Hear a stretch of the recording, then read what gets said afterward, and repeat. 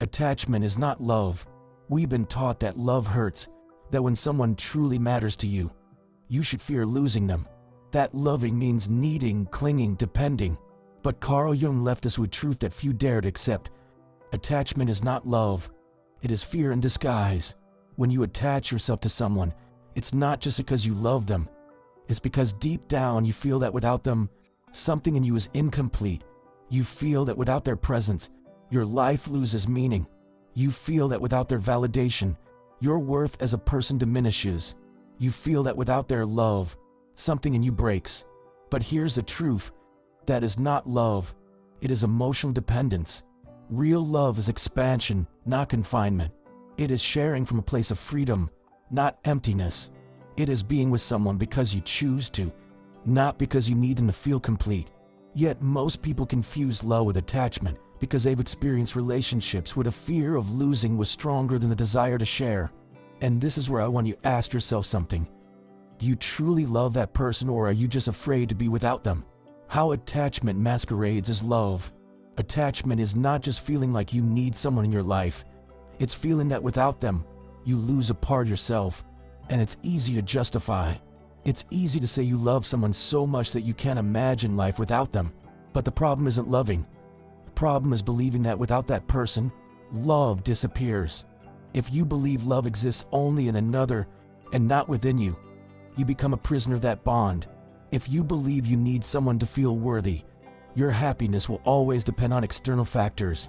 If you feel that without them, you lose stability, it means you are using them as an anchor to hold yourself up. And here's the hardest truth to accept.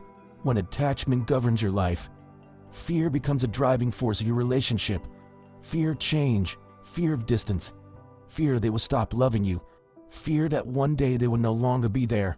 That is not love. It is fear of loss. When you love, you add. When you attach, you cling. The difference between love and attachment is simple. Love allows you to be yourself without fear of losing. Attachment makes you feel that without the other, you are not enough. Love flows, attachment traps. Love is free, attachment is possessive. Love complements, attachment depends. If you feel that without this person, you will fall apart, it is not love. It is a sign that you have placed your happiness in someone else's hands. And this is where detachment becomes necessary. Not because you have to walk away from the person, but because you need to restore the most important relationship in your life, the one you have with yourself. Because when you depend emotionally on someone, you give them control over your well-being. If they stay, you're happy. If they leave, you fall apart. And deep down, you know that's not healthy. Loving without depending, the balance few achieve. Carl Jung said that love does not need to possess. It only needs to understand. When you love from connection instead of dependency, you stop needing control. When you understand that no one is responsible for your happiness, you stop clinging. When you realize that love is not a limited resource, you stop fearing that it will run out. Because real love is not fear, it is not anxiety, it is not anguish at the thought of losing. Real love is freedom. But to experience it, you must first free yourself from attachment. You must learn to let go without fear. You must understand that detachment does not mean losing. It means reclaiming your peace. And now comes the most important question. How do you let go without feeling like you're losing something? How do you release without being left with emptiness? That is what we will discover in the next part. Because detaching from someone does not mean giving up on love. It means reclaiming yourself. A quick stop. Letting go of someone doesn't mean losing. It means reclaiming your freedom. Letting go is one of the hardest experiences for a human being. Since childhood, we are taught that true love is the one that lasts forever, that when someone truly matters, we should do everything possible to keep them close. We have been conditioned to believe that detachment is synonymous with failure, that letting go means losing. But here's the truth that few are willing to accept. Letting go of someone doesn't mean losing. It means freeing yourself from the idea that your happiness depends on their presence. Love should not be a prison. You shouldn't live in constant fear that this person might change, leave, or one day choose a different path. Because when fear takes over, love becomes a burden instead of a gift. Carl Jung once said that nothing has a stronger psychological influence on its surroundings than the unlived life of a parent. But this phrase doesn't just apply to parents. It applies to any relationship. When you sacrifice your essence to be with someone, when you abandon parts of yourself to sustain a bond, when you stay where you are no longer happy out of fear of letting go, you are giving up your own life. And that is the greatest loss of all. The fear of letting go is not love. It is dependency. If the thought of letting someone go terrifies you, ask yourself this: is it really love that binds you, or is it the fear of being alone? Sometimes, we believe we can't let go of someone because we love them too much. But if you dig deeper into that emotion, you will often discover that what truly holds you back is the fear of not finding someone else to connect with, the fear of facing yourself without the distraction relationship, the fear that the emptiness you feel will grow even larger. But here's the irony. The emptiness was already there before that person came into your life. You just disguise it by being with someone. You believe their love filled that void, but the truth is that no one can fill a void that only you can heal. Letting go of someone doesn't mean that person was important. It doesn't mean you have to forget what you lived. It doesn't mean the love wasn't real. It means you choose to put yourself first. You choose your peace over a relationship that drains you. You choose to regain your energy instead of exhausting yourself over someone who is no longer present. You choose to move forward instead of staying trapped in what once was. Letting go doesn't mean stopping love. It means stopping the suffering. Many people believe that detachment means becoming cold, cutting ties completely, or erasing the past. But true detachment is not the absence of love. You can let go of someone and still appreciate what they meant in your life. You can move on without resentment. You can continue forward without erasing the past, but without remaining stuck in it. The difference between letting go with love and letting go with suffering lies in how you interpret the farewell. If you see detachment as a loss, it will hurt, as if something that belongs to you is being taken away. But if you see it as an act of love toward yourself, as an opportunity to reclaim your space, your energy, and your freedom, then letting go becomes an open door, not an ending. When you cling, you chain yourself. If you have ever tried to hold on to a relationship at all costs, you know that the more you cling, the more you suffer. The more you try to hold on to someone who wants to leave, the more you exhaust yourself. The more you fight to restore something that is already broken, the more frustrated you become. Because attachment does not strengthen bonds, it suffocates them. If love is real, it doesn't need to be forced. If the connection is genuine, it is sustained not by fear, but by choice. If someone truly wants to be in your life, they will be, without you having to convince them. That's why, when you cling to someone who is no longer emotionally present, you chain yourself to an illusion. You become trapped in the idea of what the relationship once was, what it could have been, in the version of the person you once knew, who perhaps no longer exists. But tell me something. How much longer do you plan to hold on to what is already left? How much more energy will you waste on someone who may have already moved on? Letting go is reclaiming your power. When you let go, you realize that the only person you truly need in your life is yourself. Not because others don't matter, but because self-love is the foundation of any healthy relationship. You cannot love from a place of lack. You cannot share your life if you do not belong to yourself first. You cannot build a strong connection if the fear of losing is always present. Letting go does not mean losing. It means reclaiming your space, choosing yourself again, opening yourself to new possibilities. It means trusting that what is meant for you will come without being forced. And now tell me, are you in keep holding on to what no longer is? Or are you in take back your power? Because in the next point, you will discover how to heal without closing your heart, how to let go without shutting yourself off from love. When we lose someone who is important in our lives, the pain is inevitable. It feels like something inside us breaks, like a part of our identity crumbles with that person's absence. And this is where many people make the biggest mistake. Either they remain trapped in suffering, reliving the past over and over, or they become cold, closing themselves off from love to avoid feeling pain again. But Carl Jung taught us something fundamental. What you deny controls you. What you accept transforms you. If you try to heal by ignoring what you feel, you'll only push it deeper within you, and sooner or later it will resurface, disguised as fear, mistrust, or insecurity. Healing is not forgetting. Healing is not repressing. Healing is learning to feel without getting stuck in pain. And the key to doing that is allowing yourself to go through the process without fearing what it might awaken in you. The mistake of repressing pain. We live in a society that teaches us to quickly move past what hurts us. They tell us that time heals everything, that we must be strong, that moving forward is simply about distracting ourselves and not thinking too much. But that is not healing, that is avoidance. Because the pain you do not process stays within you. It turns into resentment, into fear of trusting again, into a wall you build between yourself and love. Have you ever met someone who, after a failed relationship, says things like, "I will never fall in love again. I can't trust anyone anymore. Love only brings suffering"? That person is not healed. They have merely closed their heart to avoid feeling vulnerable again. And instead of learning from their experience, they live in a constant state of protection, avoiding any real connection for fear of being hurt once more. But tell me, what is the point of protecting yourself from love if, in the process, you also deprive yourself of experiencing it? Feeling the pain is part of the process. If you truly want to heal, you cannot skip the pain. You have to face it.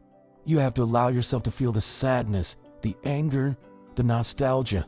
You have to accept that it is normal to miss someone who was once important to you. You have to let every emotion run its course without trying to block it, because the pain you accept dissolves, but the pain you repress becomes a burden you carry for years. Don't be afraid to feel. Don't punish yourself for being sad. Don't think that just because you've chosen to let go, you no longer have the right to experience grief.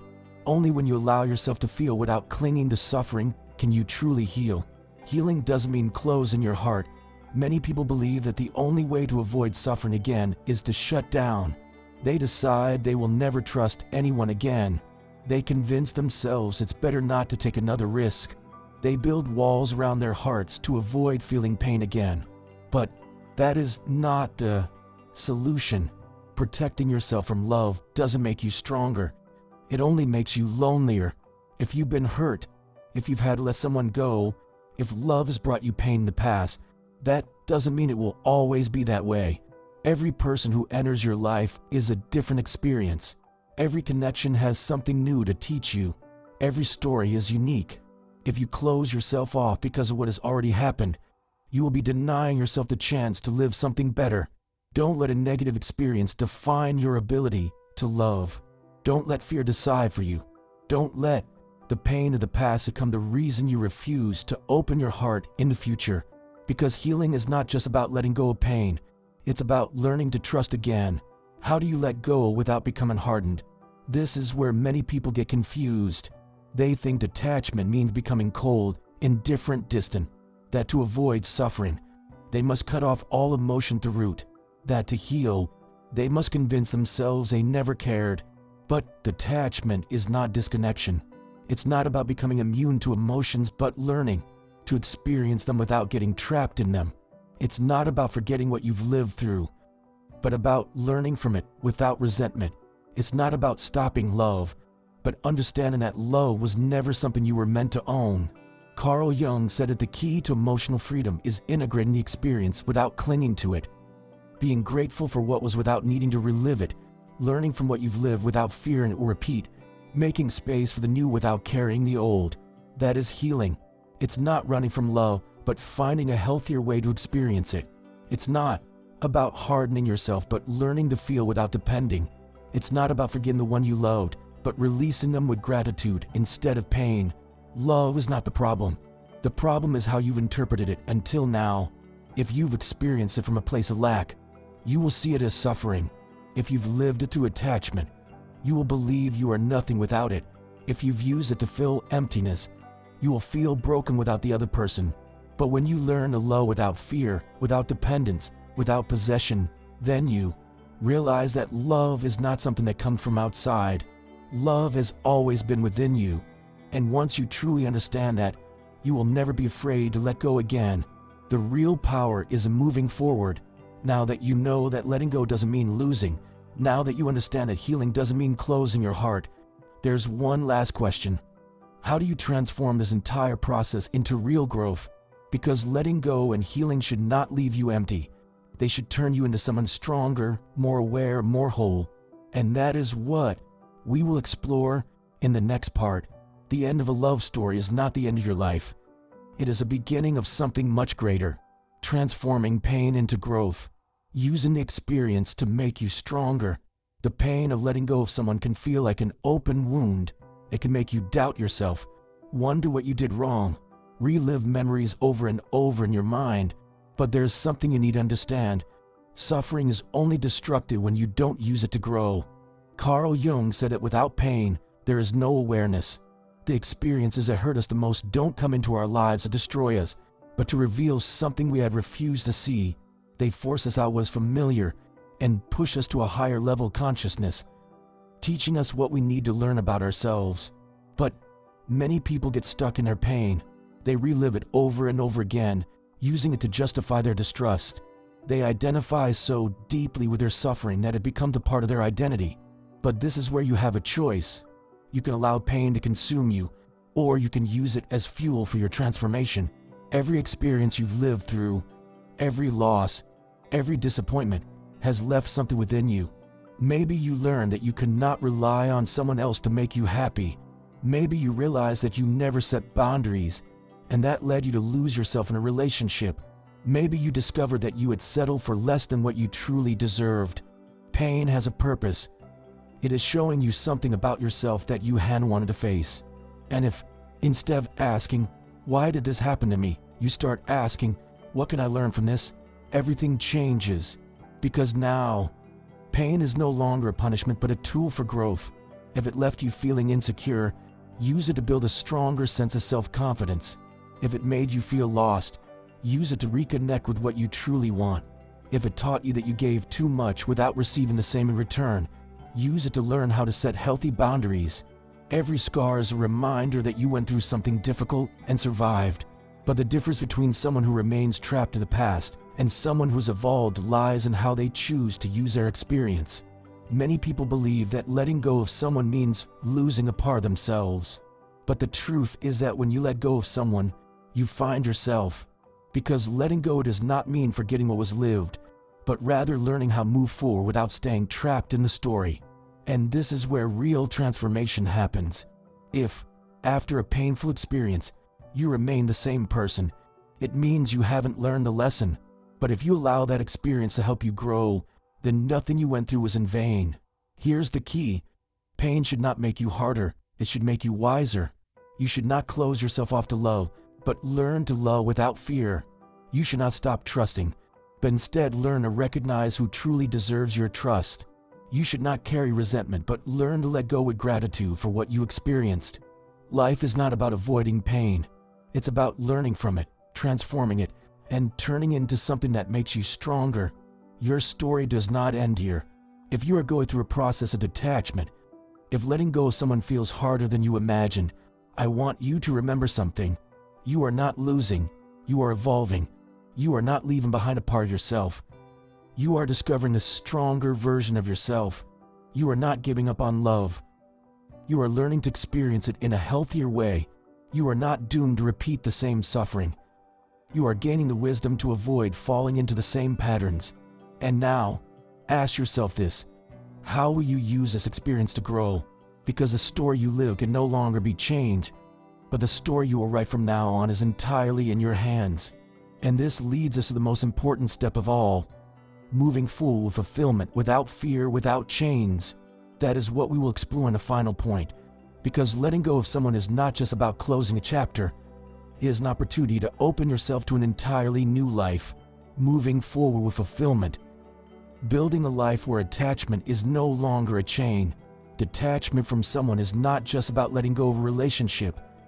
It's about releasing the idea that you need someone else to feel complete.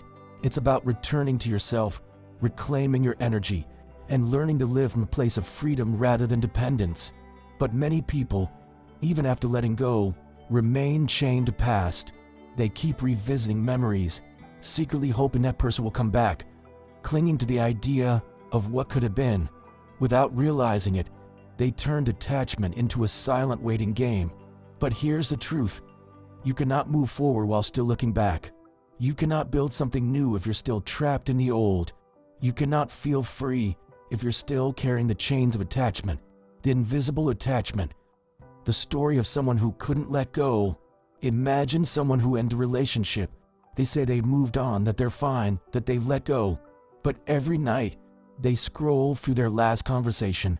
Every time they hear a song that reminds them that love, they feel a knot in their stomach. Every time they meet someone new, they compare them to the person they lost. On the surface, it seems like they've moved on, but in their mind, they're still bound. They keep replaying every detail, wondering what they could have done differently. Deep down, they still hope destiny will give them another chance. They feel that without that person, something inside them is no longer the same. That is not freedom. It is an emotional prison where the past still controls the present. And the most dangerous part, most people don't even realize they're still trapped. They convince themselves that they're fine, that time will fix everything, that eventually the pain will fade. But here's the question you need to ask yourself. Have you truly let go, or have you just gotten used to carrying the memory? The emptiness you believe that person left behind was always there. If you think about someone you've lost and feel a void inside, I want you to remember something. That person didn't create that emptiness. That emptiness was always within you. The only difference is that while they were in your life, you believed they filled it. You thought their love gave you something you didn't know how to give yourself. You believed their presence covered a part of you that you didn't want to face. That's why when they left, it felt like you lost more than just them. You felt like you lost a part of yourself. But here's the truth that few are willing to accept. No one can complete you. If you feel empty, the solution is not to find someone else to fill the void. The solution is to discover what part of yourself you continue to abandon. Because if you don't, you will keep repeating the same cycle. Clinging to the next person, hoping that this time will be different. You will build your happiness around another relationship, believing that if it works this time, you won't suffer again, and you will lose yourself in someone else. Not realizing that the only relationship you ever truly needed to heal was the one with yourself. Imagine waking up every day with the certainty that nothing external defines your well-being. Imagine loving without the fear of losing, because you understand that no one can take away what you have already found within yourself. Imagine being truly free, not because you have no ties, but because your ties no longer come from need, but from wholeness. That is what it truly means to move forward. It's not about forgetting the people who were important to you. It's not about becoming indifferent or cold. It's not about pretending it didn't hurt to lose them. It's about understanding that love is not measured by how much you suffer when someone leaves. It's about remembering that your worth does not change depending on who is in your life or who is no longer there. It's about reclaiming your power. Life goes on with or without them. The question is, are you moving forward with it?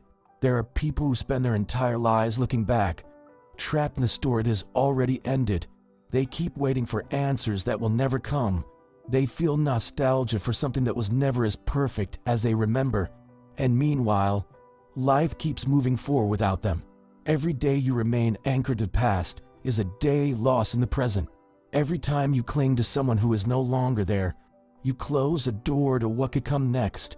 Every time you convince yourself that you cannot be happy without that person, you steal from yourself the opportunity to discover that you actually can. So tell me, how much longer will you keep giving your energy to what no longer exists? How much longer will you let attachment keep you chained to a story that has already ended? How much longer will you postpone your true freedom? Because when you truly decide to move on, something changes inside you.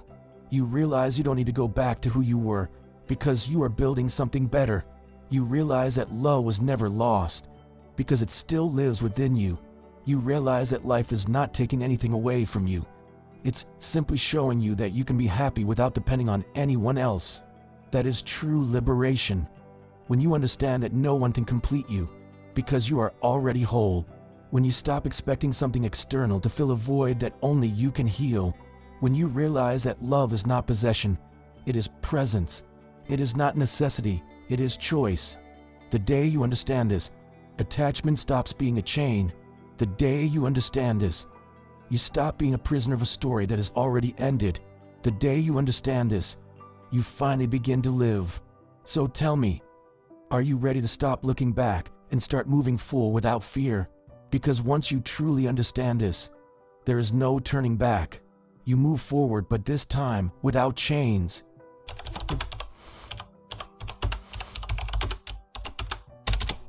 Rejection is painful. It strikes like an unexpected blow, leaving a wound in our pride. It serves as a stark reminder that no matter how much effort we put in, we will not always be chosen. It fills our minds with questions that have no immediate answers, leaving us with an unsettling feeling of not being good enough. We are left standing at the edge of self-doubt, tempted to hold on to someone who has already let us go. But what if rejection is not a punishment, but rather an open door? What if, instead of dragging us down, it holds the power to reveal profound truths about ourselves? Carl Jung, the great Swiss psychologist, taught that every external experience is a reflection of something within us. It is not the loss itself that wounds us the most, but rather what that loss awakens in our psyche.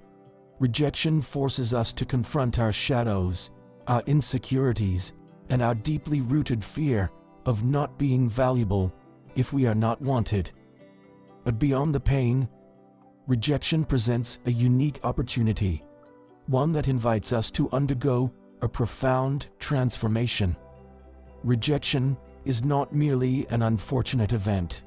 It is a rite of passage, a challenge that urges us to dismantle the false structures of the ego, to release the masks we have worn for validation, and to rediscover the true self, an identity that does not depend on anyone's approval to exist. And that is exactly what you will learn today, the symbolic wisdom of life. Rejection as a reflection of the self for Jung. Rejection is never random. Life operates with symbolic intelligence, and every external event has its roots within the individual's inner world. If someone feels utterly devastated by rejection, the real pain does not stem from losing the other person. It arises from the confrontation with their own unresolved wounds. It is not the absence of the other that weighs us down. It is what that absence reveals about ourselves. When we experience rejection, a powerful psychological mechanism is triggered, forcing us to face the hidden parts of our being, the aspects we often prefer to ignore. Perhaps the person who has been rejected has built an identity around being desired, validated, or needed.